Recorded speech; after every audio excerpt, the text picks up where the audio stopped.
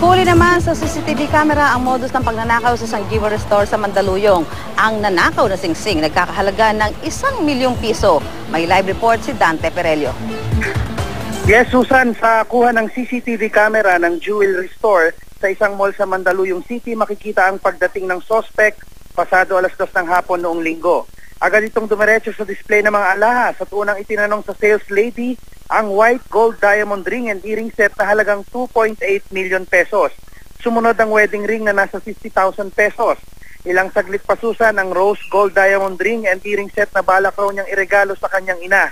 Ang boyfriend raw niyang foreigner ang magbabayad sa mga alahas na kanyang mapipili.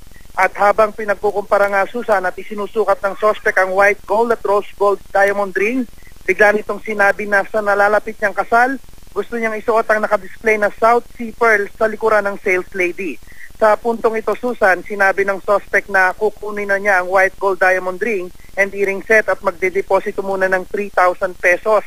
Pero Susan, bago ibalik ang singsing, dito na inipit at itinago sa kaliwang kamay ang 8-carat white gold diamond ring na nagkakahalaga ng 1 million pesos saka ito umalis. Susan, nag-request na ng kopya ng iba pang CCTV footage ng mall ang CIDG kung saan maaaring may iba pang kuha ang suspect. Nakatakda namang i-cross-match sa records ng mga police station ang kuha ng suspect para matukoy ang pagkakakilanlan nito. Susan, maaaring itawag sa numerong 0917-867-4532 kung sinong may impormasyon sa kasong ito. Balik sa iyo, Susan. Maraming salamat, Dante Perelio.